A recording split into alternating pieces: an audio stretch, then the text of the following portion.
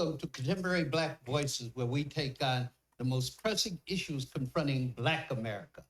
I am your host for this particular show, the writer Fred, and with me are the other members of this dynamic, intellectually brilliant team, Professor Dr. Sharon Michael Chadwell, New York Times bestselling author Caleb Alexander, and businessman and community leader Chris Dawkins. Recently, in a special session of the Texas State Legislature, the Senate passed a bill that would give parents $8,000 to use on a child's private school tuition or other education related expenses, such as uniforms or textbooks. The bill passed in the Senate along party lines, with 18 Republicans vote yay and 13 Democrats nay. As justification for passage of this legislation, Lieutenant Governor Dan Patrick said, a one-size-fits-all approach to education leaves many of our students behind, and parents deserve options other than just their local public schools. With this school choice approach to education becomes law, when it becomes law, it still must pass through the House of Representatives. Texas would become the 14th state to embrace what is called education savings accounts. One of the key concerns for the program is that school choice programs divert taxpayer money from public schools. But Governor Greg Abbott, a strong proponent of vouchers, claims the introduction of the education savings account will not impact school funding. However, David D. Matthews, associate professor in the University of Texas College of Education, disagrees with the governor. He writes, it's really disingenuous for anybody to say that a voucher program that literally takes money out of public schools is not going to impact public funding. And public educator Natalie Arias says that the $500 million that would be used for the voucher program could be spent strengthening public education. Well, with us today to discuss the issue of vouchers, good or bad, for the public is Dr. Bruce Smith, who served as Vice President of Diversity and Customer Relations for ServiceMaster, the company that received the contract to run the New Orleans School District's rebuilding of the physical facilities after the destruction of Hurricane Katrina, and how New Orleans decided to take the route of charter schools to replace the 5 schools that still remain a part of the New Orleans Public School District.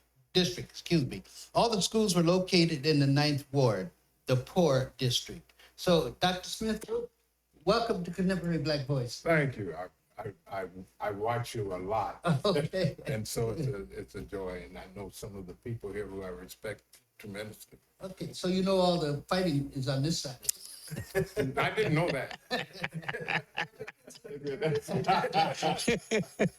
No. Yeah, sometimes Sharon says she's gonna bring the boxing gloves over here. Okay. Yeah. But let's get into the subject. Yeah. You were directly involved in this whole issue of vouchers in New Orleans. Can you tell our viewers about it? Well, the first thing people don't understand is education is not a responsibility of the federal government. Education is the responsibility of the states.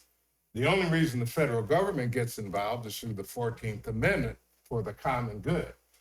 So if you look at the programs where the government is involved, the title, Chapter 1 program, the various title programs, special education, it's those things that are needed for the common good to create the equity in education. That comes from the federal government. The responsibility of education falls to the state. And therefore, and I've seen this over a number of years, there is a plan. And the plan is actually to go with the voucher system. The charter system, and what's going on now, is the intermediate step. Eventually, what the approach is to have the money go directly to the parents, and the parents make the choices of where the kids are going. So with the charter school, the money that the child would get if they went to a public school, they went to a charter school, that money is drawn out of the coffers of the public school and given to that charter school. And charter schools are for profit. not for the good of the public. So that's kind of the background of the whole thing. And this has been Wait, something. wait. Charter schools are for profit? Charter schools are for profit. Really? Yes. IDEA and these schools are for profit schools. Okay. Oh, Explain to him why. I'm sorry. Explain to him why. Why is it for profit? You explain. Well, by a certain, September 1st. Well, Okay, the student Right. comes in and enrolls at an IDEA school, for example, or charter school AB, XYZ. And so there's a cutoff date for the enrollment to where once where the money will come into the charter school for that child. And then afterwards, you start seeing some interesting things happen. If the child is not up to par in his or her academic capabilities, then they're asked to leave the charter school, but that money does that not money follow. stays. That money does not follow the child. Wow. So fourth Friday. On fourth Friday, the state determines what the enrollment of that school is. And then the state allocates money to that school. Now, the thing is with the charter schools, if kid starts at the beginning of the school, the state, that money goes to the charter. So for every student a charter school has, they will get what the state allocation is. Let's say if it's $9,000 per kid, and they have 400 kids, they get the $900 per kid for 400 kids, and that is taken out of the coffers of the money that goes into the public school system. So what the charter schools don't have are those additional programs provided by federal money to help special education kids, handicapped kids, and all of that. You won't see, in my experience, a lot of those types of kids at the charter school. Mm-hmm. But you will see, as Dr. Sharon has said, there's a time when all of a sudden that child doesn't meet the academic requirements and is sent back to public school. Now, that kind of goes back to public school, but the public school, the money for that kid is already in the charter school. So how are they supposed to survive? Decrease in enrollment of the charter schools, that's profit. okay. Let's get back to your example. I thought it was a great example of New Orleans. What happened in New Orleans? Well, in New Orleans, after Katrina, and our company had the responsibility of redoing the schools after Katrina, they decided, because New Orleans has a lot of wards, the Garden District and all of that, they decided that they would go with the charter school system in most areas because people had money to do that. And so they decided they were not going to be the responsibility of the public education, but each of those areas would set up a contract with IDA and these people to run that school district. Consequently, the money left to New Orleans for the kids in New Orleans was severely depleted to the degree that, and so many went to charters, that the New Orleans school district had at one time only about 5 or 6 schools that were part of the public school district in New Orleans. And they're all in the 9th ward. And most of them, almost all of them were in the 9th ward, which of course was the poorest ward, and which of course, and this is a little addition, where all that water flooded because there was the assumption that a wall was blown open around Dillard University to relieve the flow that was going to hit the entertainment and business districts of New Orleans and flood the 9th ward. I saw the wall that was supposedly the water just worked its way through. And it was a hole. It was like something like because the Army was down there, the Special Corps was down there. Yeah. So I'm, to make allocations that there was some collusion or something to save the entertainment areas and all of that, that's what was believed at that time.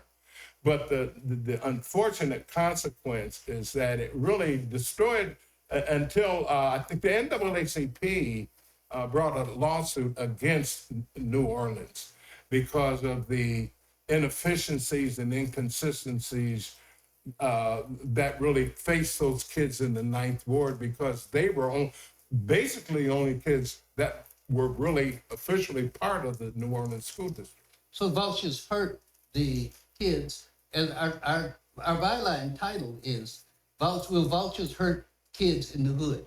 So we use the word hood, but it does hurt the kids at these schools. Vouchers really deplete public schools of money, because that money that would normally go for that child is going elsewhere. And so the kids that are left, and what happens is, as Dr. Sharon said, those kids, many of those kids that have deficiencies will go back into the public schools, but the public schools don't have the money for those kids. So programs and things that they have, except for those federal programs provided for the federal government, they don't have the resources to be able to deal with those kids the way those kids deserve to be taught. So those charter schools can actually kick kids out of the school. Oh yeah, And public schools can't. that's right. My son interviewed one of the charter schools to teach math. And so I was really excited to give him some strategies of how to handle the class, right? It turns out the method that I was telling him how to teach wasn't the approved method. And the observer says, you gotta keep them going. If they don't get it, they gotta go. If they don't get it, they gotta go.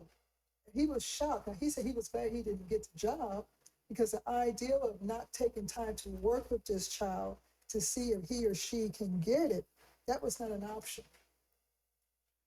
So you've blown me away, because you're saying, like, I know one charter school, Gervin Yes. School, is making a profit. For profit. So if Barbara, when it comes to the House, if she votes, she should recuse herself. What do you think, from voting? Because she's going to profit.